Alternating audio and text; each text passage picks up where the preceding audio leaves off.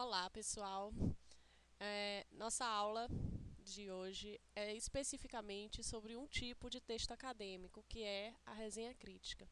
Na aula passada, a gente viu as principais características do texto acadêmico e que, claro, se aplicam a outros tipos de texto, mas nessa a gente vai trabalhar detalhadamente as partes ou etapas da construção de uma resenha crítica, que é o texto que nos interessa para a última avaliação da disciplina.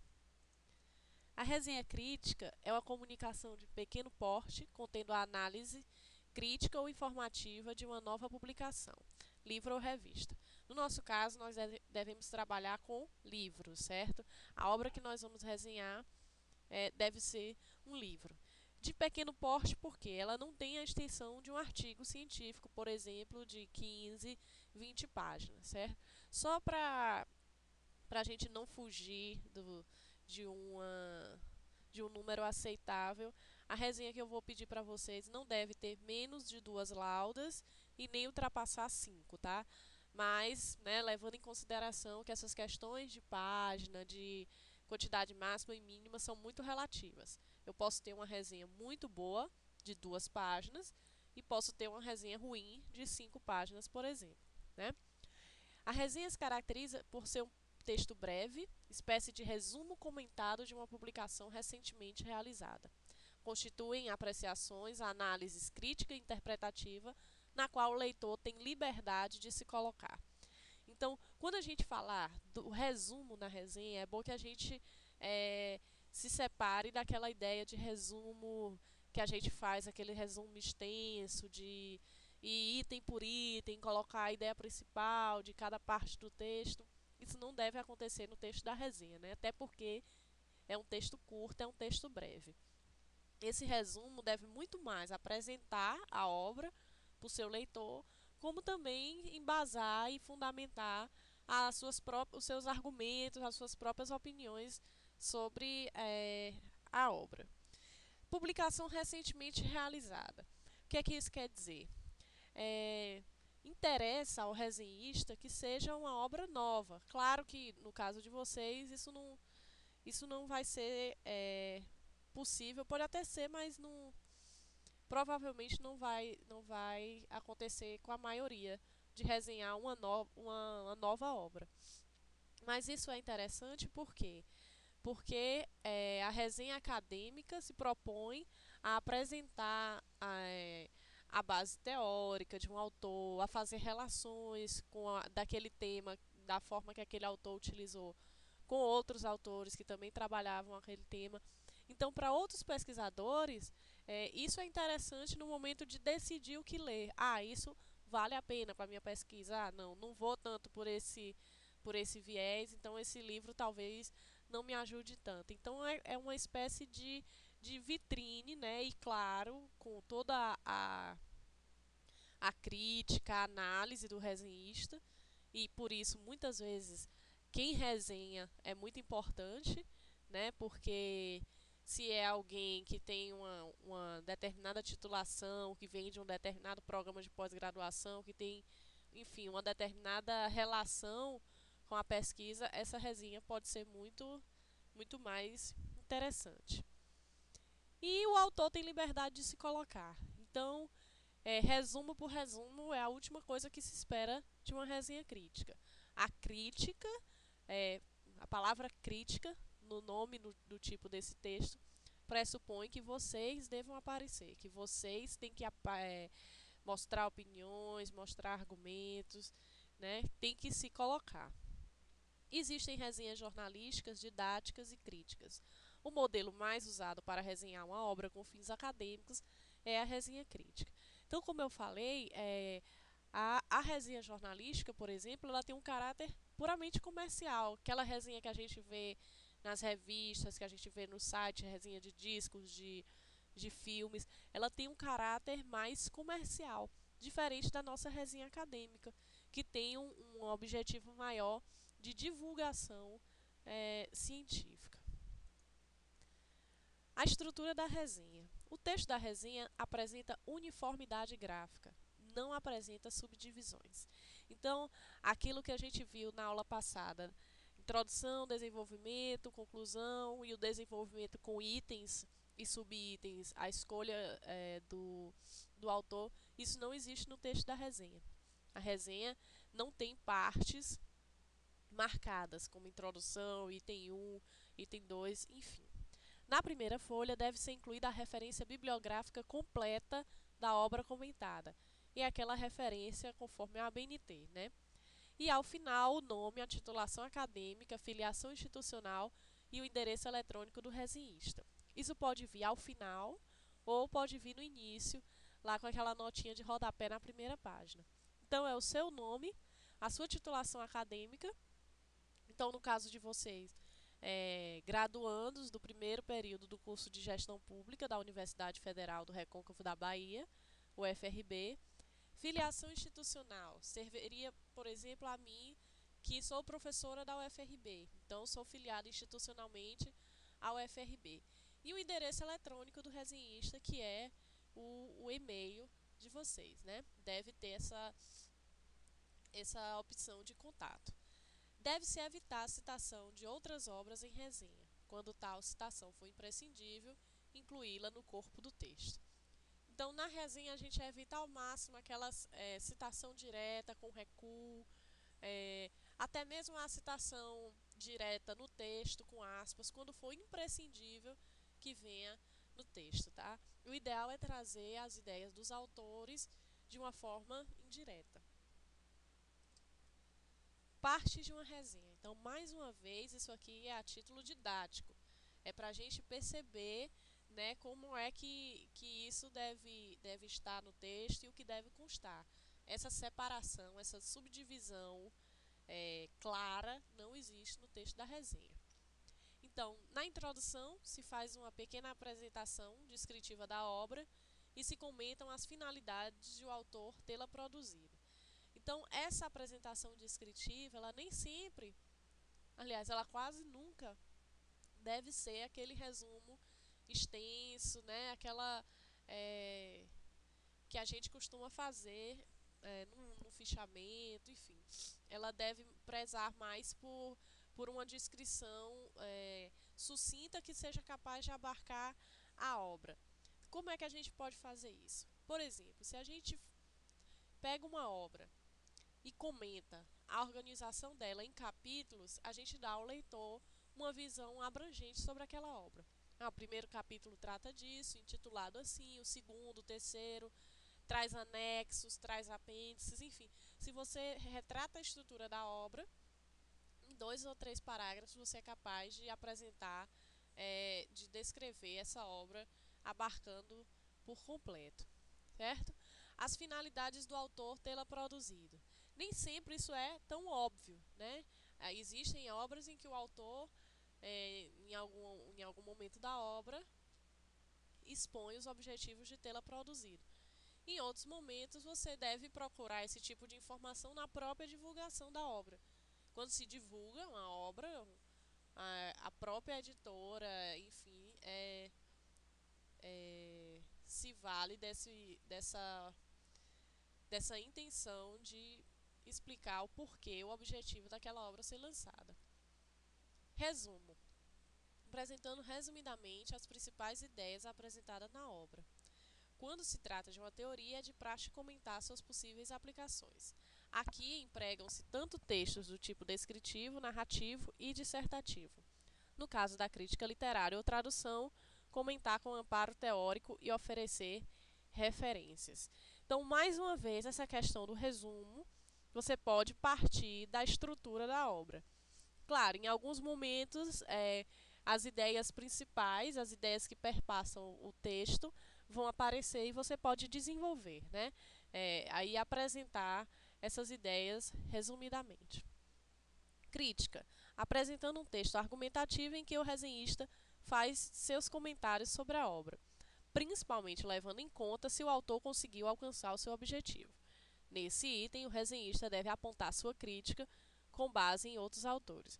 Então, se você conhece o objetivo dessa obra, o objetivo do autor tê-la produzido, então você pode chegar à conclusão de que esse objetivo foi conquistado ou não, né? E apontar outras críticas com base em outros autores,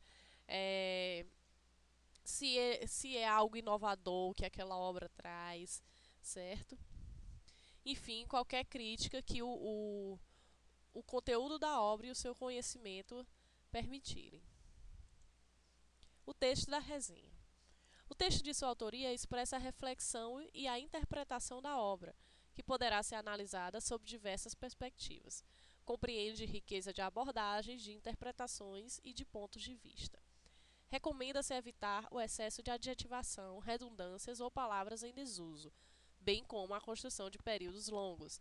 Convém inserir dados biográficos do autor da obra, tais como a sua titulação e demais obras publicadas. Então, voltando numa dica comum a qualquer texto acadêmico, a gente deve evitar o excesso de adjetivação. Por quê? Porque é possível, e vocês devem trabalhar isso, é possível qualificar uma obra sem dizer necessariamente que ela é boa, ótima, ruim ou péssima, certo? Então, com base já em argumentos embasados, com base em críticas embasadas, você é capaz de qualificar uma obra. Então, vamos fugir de adjetivos, de advérbios. Redundâncias e palavras em desuso. Preciso nem comentar, né? Construção de períodos longos também.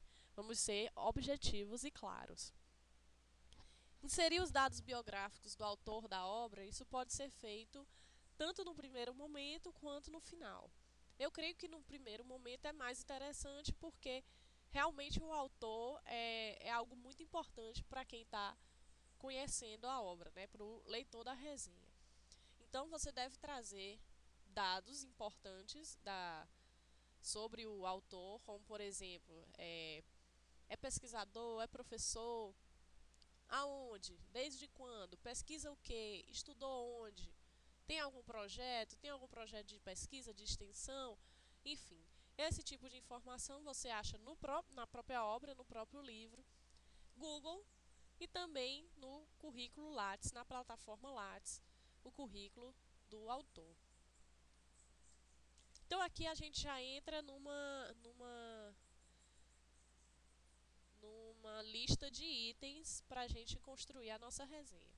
Como eu falei, algumas coisas, a depender do seu critério, podem vir no início do texto ou no final do texto, certo? Essa divisão em etapas foi mais para a gente não esquecer do que deve constar, né, na resenha. Então, primeiro, identifique a obra. Coloque os dados bibliográficos essenciais do livro ou artigo que você vai resenhar com base na norma da ABNT. Então, isso vem logo no início. A resenha que eu vou mandar para vocês, como exemplo, vocês vão perceber o lugar dessa referência completa, vem antes do texto. Apresente a obra. Situe o leitor descrevendo em poucas linhas todo o conteúdo do texto a ser resenhado. Descreva a estrutura. Então, de certa forma, esses itens 2 e 3 eles estão interligados, né? Como eu falei, a apresentação da obra, a descrição da obra pode partir da estrutura. Fale sobre a divisão em capítulos, em seções, sobre o foco narrativo ou até, de forma sutil, o número de páginas do texto completo. Então, se você julgar que interessa, esse dado também pode vir na sua resenha. Descreva o conteúdo. Aqui utilize parágrafos para resumir claramente o texto resenhado. Então você pode, nesse caso e conjuntamente com a descrição da estrutura, partir das principais ideias do texto. Por exemplo, a coleção Primeiros Passos, o que é serviço social. A autora constrói a obra com base em 3 vertentes. Ou seja, primeiro ela fala da história do serviço social, né, da questão do assistencialismo, de que que é uma atividade ligada à ideia de caridade, enfim, ela faz esse apanhado histórico. Depois ela trabalha com a questão ética na atividade de serviço social. E depois ensino, e aí ela faz entrevistas com acadêmicos de serviço social. Então, se você conhece a obra, você é capaz de destacar essas 3 vertentes que, que, que estão contidas na obra para trabalhar sobre o serviço social. Então, reconheça esse tipo de organização do seu texto para que você consiga descrevê-lo de uma forma objetiva e que contemple o conteúdo da obra como um todo. Analise de forma crítica. Nessa parte, e apenas nessa parte, você vai dar a sua opinião. Argumente baseando-se em teorias de outros autores, fazendo comparações ou até mesmo utilizando-se de explicações que foram dadas em sala de aula. O importante é que vocês escolham uma obra que vocês possam tirar dela algo para relacionar com algum autor que foi trabalhado em outra disciplina, alguma teoria, enfim, com algo que vocês já tenham algum tipo de familiaridade, porque essas relações são muito importantes. Elas qualificam o texto da sua resenha. Mais uma vez, em relação a quantidade, extensão, enfim, é difícil encontrarmos resenhas que utilizam mais de 3 parágrafos para isso, porém não há um limite estabelecido, né? Você deve ser coerente com as partes do seu texto. Por exemplo, uma resenha que traga 5 parágrafos de resumo e 1 de crítica, né, fica um pouco desequilibrado. Então, vamos pensar nesse aspecto também. Outra coisa bastante importante que toda resenha deve conter: recomende a obra. Você já leu, já resumiu, já deu sua opinião. Agora é hora de analisar para quem o texto é útil. Utilize elementos sociais ou pedagógicos, baseie-se na idade, na escolaridade, na renda, enfim, no que você achar que deve ser relevante para se pensar a indicação dessa obra. Vamos pensar, por exemplo, na coleção Primeiros Passos, que eu já falei aqui. A coleção Primeiros Passos, ela tem a mesma utilidade para um estudante de primeiro período ou para um pré-vestibulando que para um doutorando, que para um pós-doutorando? Será? Para quem essa obra é mais indicada, a quem ela é mais útil? Então, conhecendo a obra, você deve ser capaz de fazer essa recomendação, levando em consideração os aspectos que você achar pertinente. Identifique o autor, né? Como eu falei, isso pode vir agora, no final do texto, ou no início do texto, fica ao seu critério. Cuidado, aqui você fala quem é o autor da obra que foi resenhada e não do autor da resenha, que é você. Fale brevemente da vida e de algumas outras obras do escritor ou pesquisador, né? Também já comentei essa parte. Assine e identifique-se. Agora sim, no último parágrafo, você escreve o seu nome e fala algo como fulano de tal, acadêmico do curso de Artes Visuais da Universidade Federal do Recôncavo. Então isso pode vir na primeira página, com a notinha de rodapé, né, com o seu nome e seu breve currículo ou a titulação, ou pode vir no final dessa forma, sem problema nenhum. Como a resenha é comumente feita apenas de uma obra, exceto as resenhas didáticas, que comparam uma ou mais obras, a referência é colocada abaixo do título, no alto do texto, claro, seguindo as normas da ABNT. Aqui é uma questão de espaçamento, né? A gente deve manter a fonte Times New Roman ou Arial, corpo 12, tamanho 12. O espaçamento entre linhas deve ser 1,5. Margens superior e esquerda 3 centímetros e inferior e direita 2 centímetros. Por favor, texto justificado, certo? Quando a gente tiver a nossa aula para orientação individual, a gente vai trabalhar também essas questões de formatação que vão ser cobradas, tá? Devem ser cobradas. Por isso eu peço que tragam impresso. Não tragam no pendrive ou no notebook, porque fica difícil a gente fazer as marcas de correção, né? Então, se está impressa ali, eu risco e isso fica mais fácil para vocês depois organizarem o trabalho. E nesse momento também a gente pode, para quem tem alguma dificuldade, trabalhar com a questão da formatação do texto, tá? Então, na próxima aula, quando a gente for se encontrar para essa orientação individual, todos já devem ter a sua obra escolhida, claro, e já devem ter começado a produzir o texto. Mesmo que não consiga organizar efetivamente os parágrafos, você já tem uma noção, já sabe que elementos devem conter uma resenha crítica. Então, já dá para pesquisar sobre o autor, já dá para pesquisar outras obras do autor ou de outros autores que estejam relacionadas à sua obra. Enfim, já dá para colocar essas pesquisas em algumas caixinhas para a gente trabalhar na construção efetiva do texto, tá? Mas é importante que todos tragam algo na próxima aula.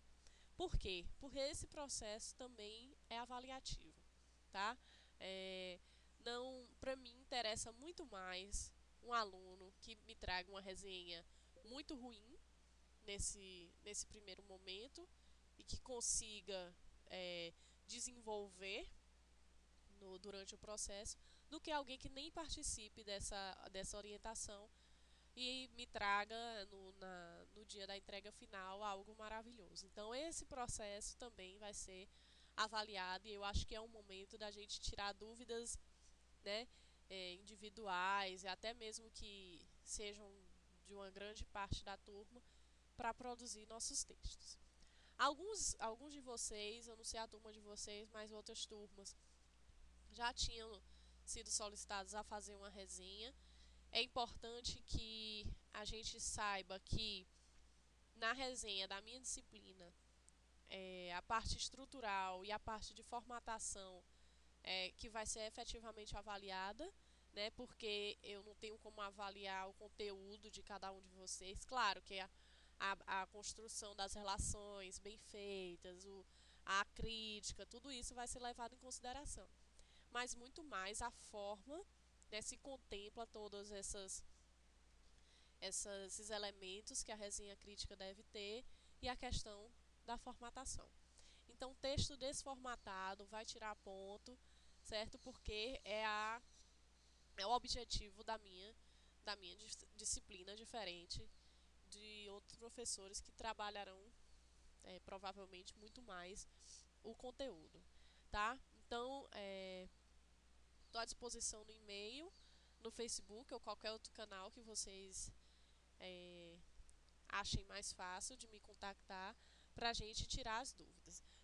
Juntamente com esse slide, eu vou mandar um exemplo de resenha e eu peço que vocês leiam atentamente, tentando perceber cada um desses elementos que eu falei aqui.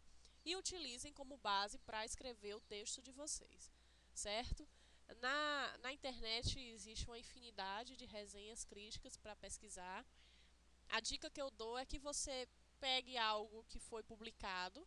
Por exemplo, essa que eu vou enviar para vocês, ela está publicada numa revista acadêmica.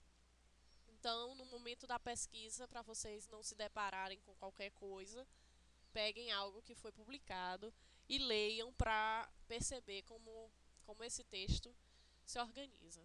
Tá certo? Então, até a próxima aula, todo mundo já com seu texto começado, tá?